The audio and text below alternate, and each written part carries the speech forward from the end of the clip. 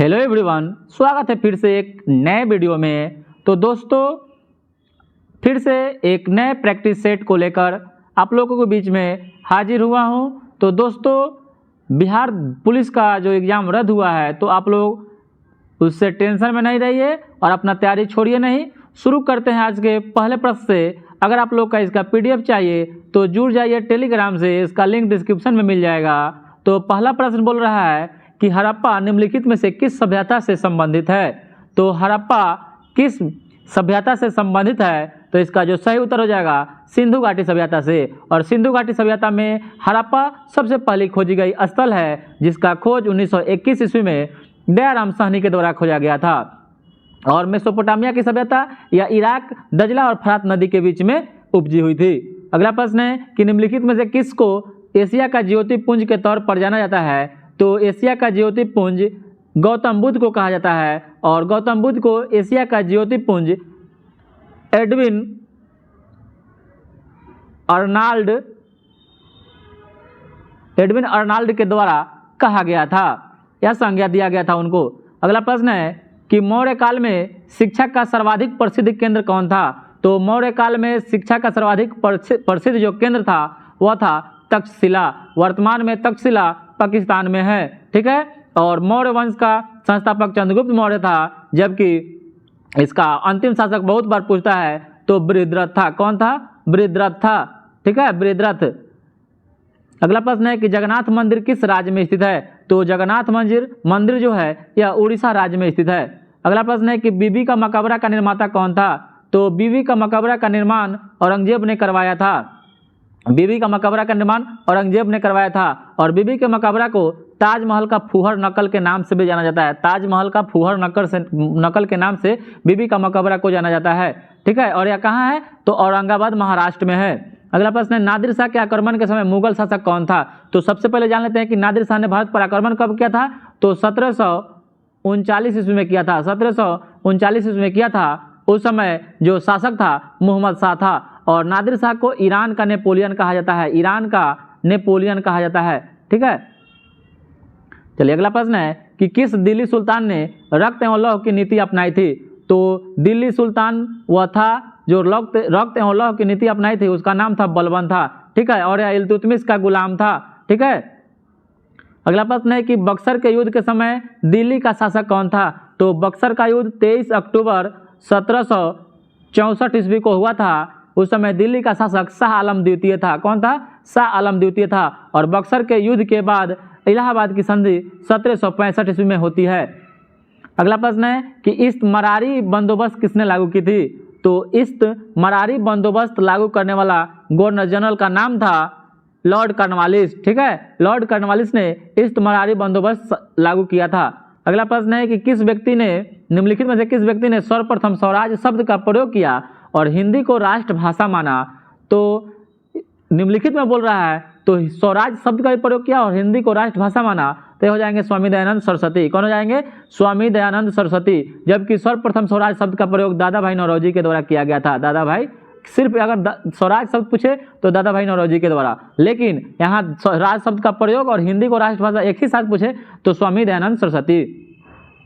अगला प्रश्न है कि 6, 8, 9, x और 13 का मान 10 है, तो x का मान ज्ञात करना है। तो देखिए सभी को जोड़ के और बराबर में 10 कर दीजिए, x का मान 14 आ जाएगा, ठीक है। क्या करिएगा? 6 + 8 + 9 + x + 13 और जितना अंक है उतना भागा कर दीजिए, बराबर 10 कर दीजिए, x का मान 14 आ जाएगा, ठीक है। अगला प्रश्न है कि निम्नलिखित में से किसने मित्र मेला संघ शुरू किया था। तो मित्र मेला संघ शुरू करने वाले व्यक्ति का नाम था विनायक दामोदर दास सावरकर, जो मित्र मेला 1904 में इसका स्थापना किया था। और लाला हरदयाल ने गदर पार्टी का स्थापना किए थे, ठीक है। अगला प्रश्न है कि गांधी जी अफ्रीका में कितने वर्ष रहे थे। तो गांधी जी अफ्रीका में 21 वर्ष रहे थे। या 1893 ईस्वी को भारत से दक्षिण अफ्रीका गए थे और या 1915 ईस्वी को, ठीक है, 9 जनवरी 1915 को वापस लौटे थे। तो टोटल 21 वर्ष रहे थे। और बीच में 1901 ईस्वी में यह कलकत्ता के अधिवेशन में भाग लिए थे, कांग्रेस के कलकत्ता अधिवेशन में, ठीक है। ये बात भी याद रखिएगा। अगला प्रश्न है कि जनरल डायर का नाम किस घटना से जुड़ा हुआ है।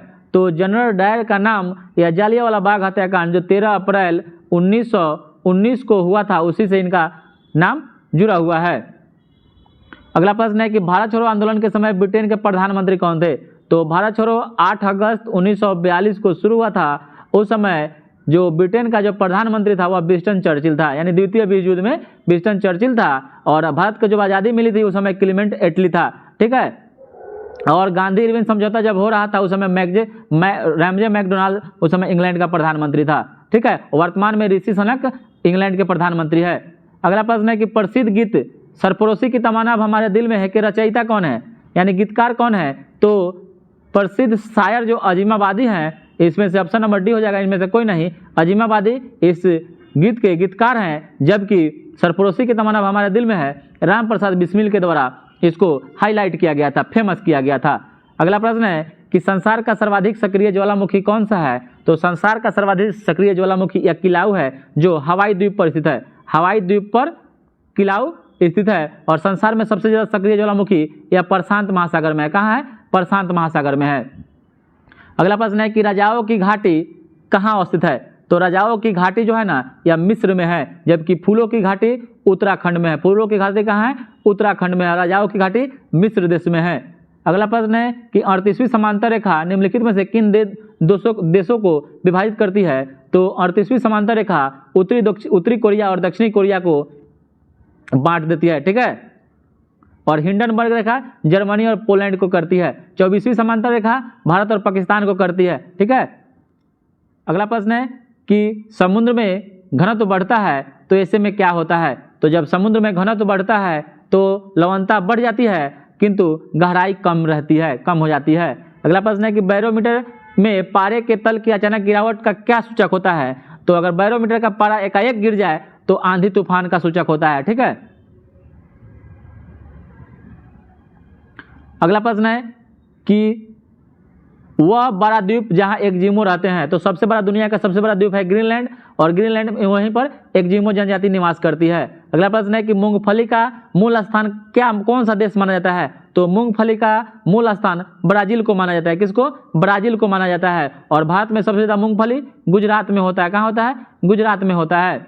अगला प्रश्न है कि निम्न में से किस राज्य की सीमा बांग्लादेश से नहीं मिलती है? तो बांग्लादेश से किस राज्य की सीमा नहीं मिलती है? तो मेघालय की मिलती है, त्रिपुरा और मिजोरम की मिलती है, जबकि मणिपुर की नहीं मिलती है, ठीक है। और बांग्लादेश से तीनों तरफ से त्रिपुरा घिरा हुआ है। अगला प्रश्न है कि तिब्बत में मानसरोवर झील के पास किस नदी का स्रोत है? तो तिब्बत से ब्रह्मपुत्र, सतलज और सिंधु सभी नदियां निकलती है मानसरोवर झील से, ठीक है। और तिब्बत में ब्रह्मपुत्र नदी को सांगपो के नाम से जाना जाता है। अगला प्रश्न है कि भारत का सबसे अधिक बाढ़ग्रस्त राज्य कौन सा है? तो भारत में 28 राज्य है, उसमें सबसे ज्यादा बाढ़ बिहार राज्य ग्रसित रहता है। और इसमें बिहार का जो शोक कहलाता है नदी वो आपका कोसी नदी है, जो भारत की सबसे अधिक मार्ग बदलने वाली नदी है, ठीक है। अगला प्रश्न है कि हरियाली एक नई योजना है जो किससे संबंधित है? तो हरियाली एक योजना है, यह संबंधित है बंजर भूमि के विकास से, यानी बंजर भूमि को जोत बोकर फिर से हरी भरी कर देना, ठीक है। अगला प्रश्न है कि भारत में सर्वप्रथम तेल खनिज का कुआं कहाँ खोदा गया था? तो भारत में सर्वप्रथम तेल खनिज का जो कुआं डिगबोई में खोजा गया था 1901 ईस्वी में, ठीक है।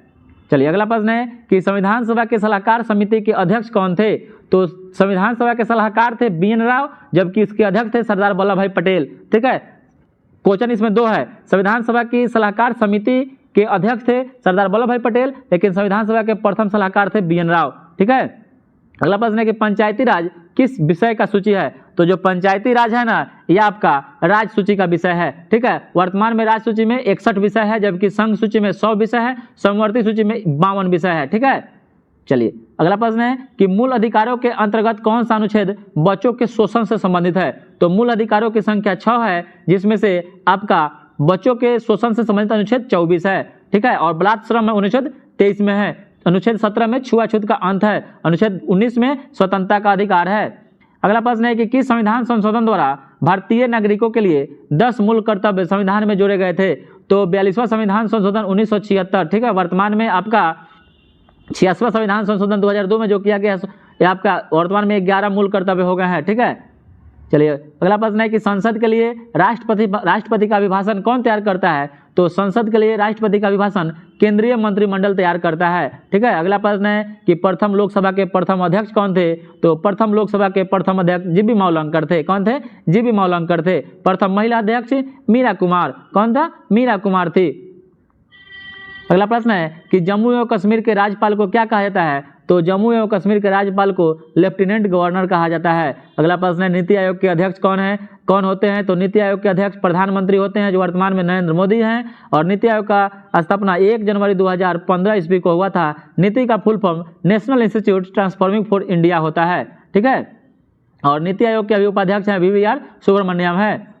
अगला प्रश्न है कि 9 युवकों द्वारा 18 वर्ष की आयु पर मताधिकार का पहली बार प्रयोग किया गया था आम चुनाव में, या 1989 ईस्वी में किया गया था। कब किया गया था? 1989 ईस्वी में 61वां संविधान संशोधन करके। ठीक है, अगला प्रश्न है कि भारतीय हरित क्रांति का जन्म स्थली कहाँ माना जाता है? तो भारतीय हरित क्रांति की जन्म स्थली पंतनगर उत्तराखंड में माना जाता है। और भारत में हरित क्रांति के जनक MS स्वामीनाथन को माना जाता है। ठीक है, और विश्व स्तर पर नॉर्मन बोरलॉग को माना जाता है। अगला प्रश्न है कि भारतीय हीरा संस्थान कहाँ स्थापित किया गया है? तो भारतीय हीरा संस्थान यह सूरत में स्थापित किया गया है। ठीक है, चलिए अगला प्रश्न है कि भारत में केंद्र सरकार की कर आय के 2 बड़े स्रोत का नाम बताना है। यानी केंद्र सरकार में जो टैक्स जो सबसे कहाँ से आता है? तो एक तो वस्तु एवं सेवा कर यानी GST से, और एक नियम कर से। ठीक है, निगम कर होगा। ठीक है, अगला प्रश्न है कि निम्न में से कौन प्रत्यक्ष कर का उदाहरण है? तो आयकर, चुंगी कर, उत्पादन कर, बिक्री कर। तो ये जो इनकम टैक्स होता है यह प्रत्यक्ष कर होता है, जबकि चुंगी कर, उत्पादन कर और बिक्री कर अप्रत्यक्ष कर होता है। ठीक है, एक आप याद रखिएगा, बिक्री कर, तट कर, उत्पाद कर, सीमा शुल्क, मनोरंजन कर, ये सभी आपका अप्रत्यक्ष कर का उदाहरण है। अगला प्रश्न है कि भोजन, काम और उत्पादन का नारा किस पंचवर्षीय योजना में दिया गया था? तो भोजन, काम और उत्पादन का नारा 7वीं पंचवर्षीय योजना में दिया गया था। और पंचवर्षीय योजना का शुरुआत 1951 ईस्वी में हुआ था। यह आपका रूस के संविधान से ग्रहण किया गया था इसको। ठीक है, चलिए अगला प्रश्न है कि 1 पिकोग्राम बराबर कितना होता है? तो 1 पिकोग्राम बराबर 10⁻⁻12 ग्राम के बराबर होता है। अगला प्रश्न है कि जब किसी झील की तली से ऊपर उठकर वायु का बुलबुला ऊपरी सतह पर आएगा तो उसका आकार क्या होगा? तो उसका आकार बढ़ जाएगा। ठीक है, चलिए अगला प्रश्न है कि प्रकाश का रंग किससे निर्धारित होता है? तो प्रकाश का जो रंग निर्धारित होता है वह उसके तरंगदैर्घ्य से होता है। ठीक है, प्रकाश का रंग उसके तरंगदैर्घ्य से निर्धारित होता है। अगला प्रश्न है कि लगभग 20 डिग्री सेंटीग्रेड के तापक्रम पर किसी माध्यम में ध्वनि की चाल अधिक होगी। तो ध्वनि की चाल सबसे ज्यादा ठोस माध्यम में अधिक होता है, तो यहाँ लोहा हो जाएगा। ठीक है, अगला प्रश्न है कि टंगस्टन धातु का खोज WR ब्रदर्स यानी टॉरवर्न बर्गमैन के द्वारा किया गया था 1781 ईस्वी में। ठीक है, WR ब्रदर्स भी कहीं कहीं देता है आपको। तो टंगस्टन धातु का खोज टॉरवर्न बर्गमैन के द्वारा 1781 ईस्वी में किया गया था। और टंगस्टन भारत में सबसे ज्यादा राजस्थान में पाया जाता है। ठीक है, देगाना खान में। और टंगस्टन का संकेत W होता है। इसका गलनांक 3500 डिग्री सेल्सियस होता है, ये बात याद रखिएगा। अगला प्रश्न है कि रडार का आविष्कार कौन था? तो रडार का आविष्कारक जो था रॉबर्ट वाटसन वाट था। और रडार का फुल फॉर्म पूछ देता है आपसे, तो इसका होता है रेडियो डिटेंशन एंड रेजिंग होता है। ठीक है, रेजिंग।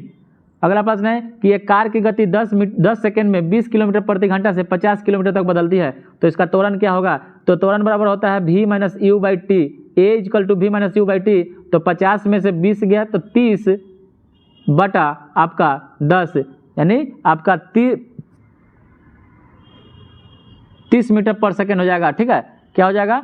आपका हो जाएगा, इसका त्वरण सेकेंड में है ना, तो ये हो जाएगा 0.83 मीटर पर सेकेंड हो जाएगा। भाग दे दीजिएगा, किलोमीटर प्रति, पहले घंटा को बदलना होगा मीटर पर सेकेंड में। अगला प्रश्न है कि 2.2 किलोवाट व 220 वोल्ट वाले हीटर का प्रतिरोध कितना होगा?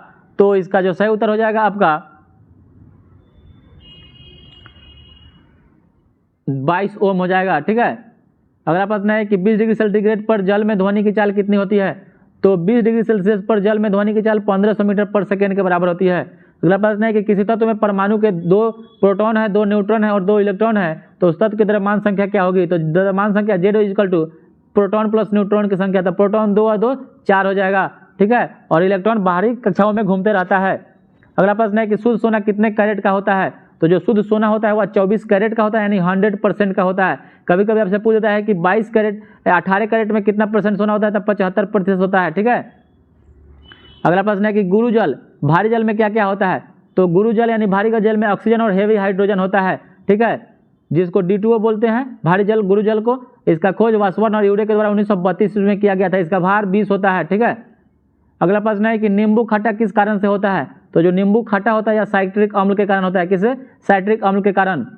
अगला प्रश्न है कि प्राचीन काल में दही में जमाने की प्रक्रिया में किस जीव की आवश्यकता पड़ती थी? तो जीवाणु की, जिसका नाम है लैक्टोबैसिलस।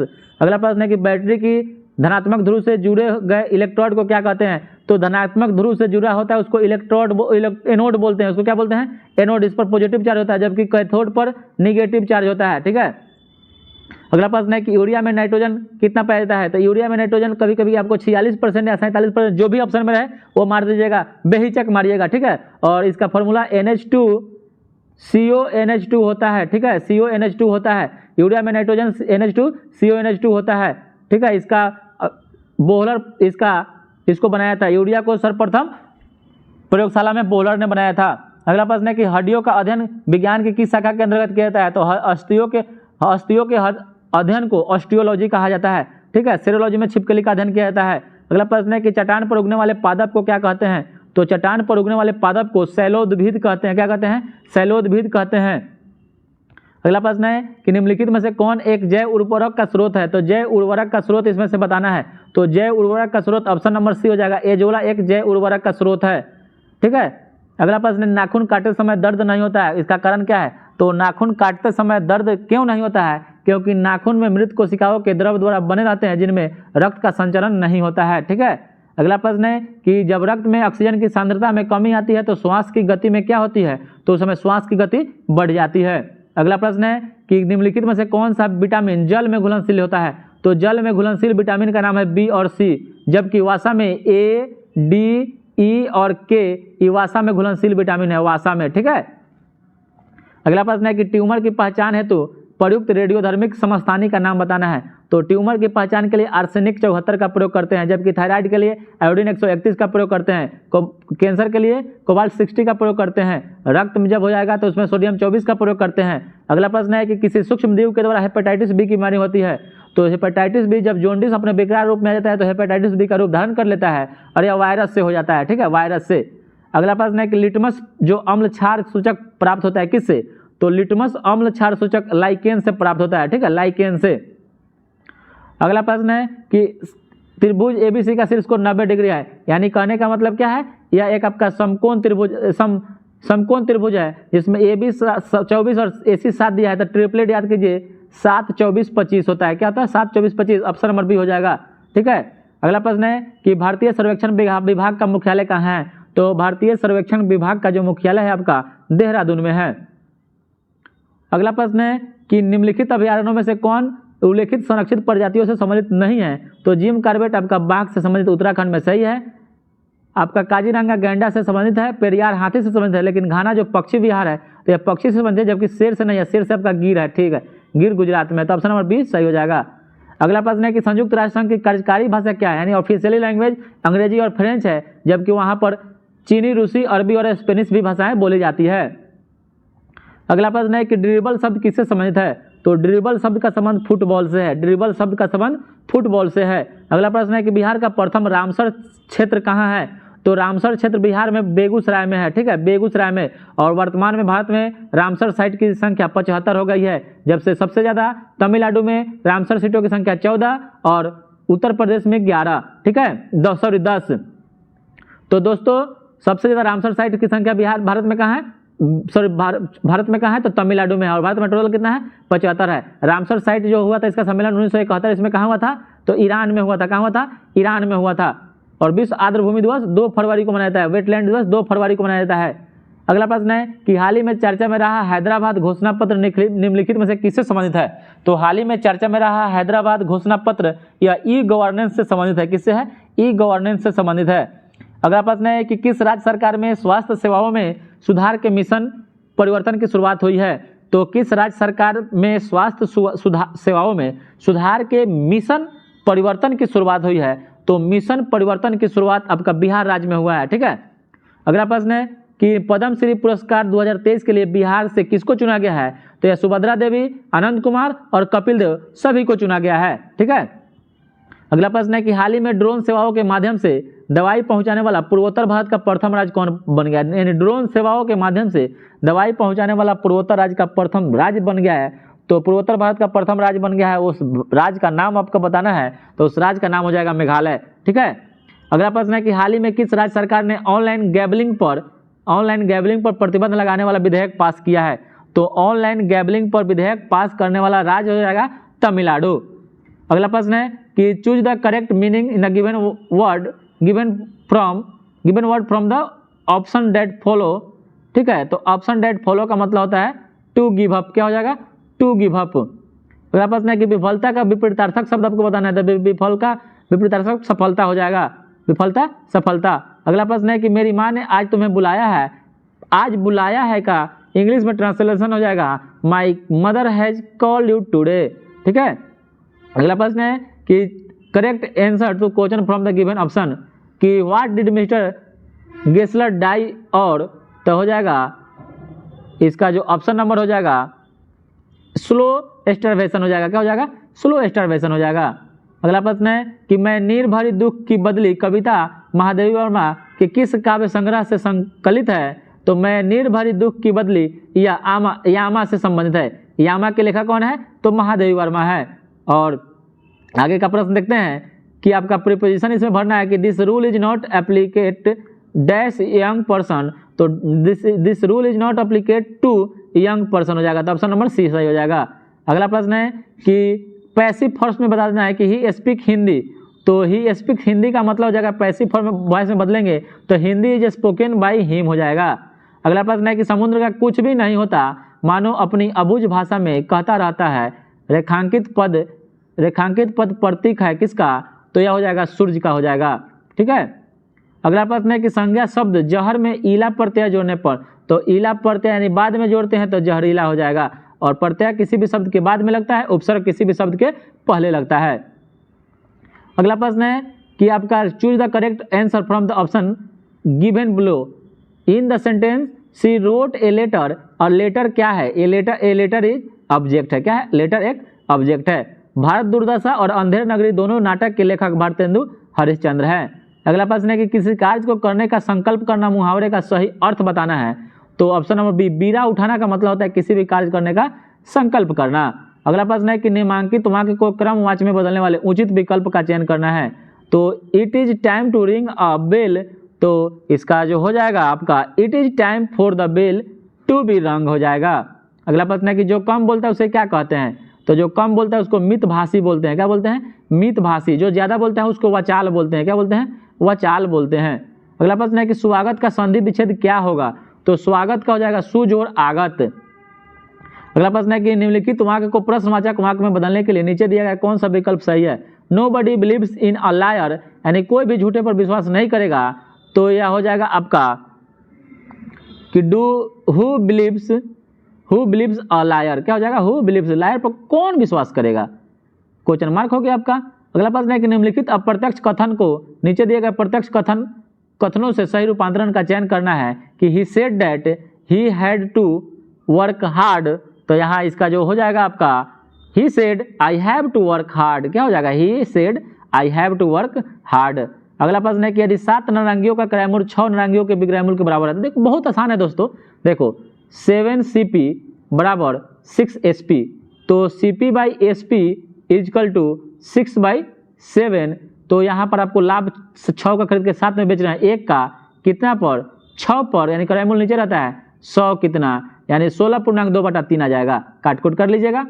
अगला प्रश्न है कि कोई धनराशि पहले वर्ष, दूसरे वर्ष और तीसरे वर्ष के लिए इतना 6, 12 और 18 ब्याज लगाता है चक्रवृद्धि ब्याज की दर से 3 वर्षों के लिए निवेशित की जाती है, तो ये 3 वर्ष में प्राप्त ब्याज इतना रुपया है, तो मूलधन ज्ञात करना है, तो इसको बना लीजिएगा दोस्तों, हो जाएगा 14,276 रुपया हो जाएगा।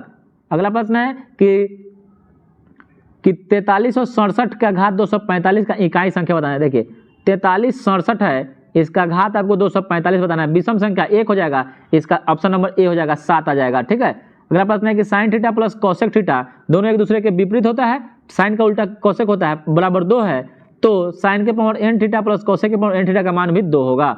ठीक है।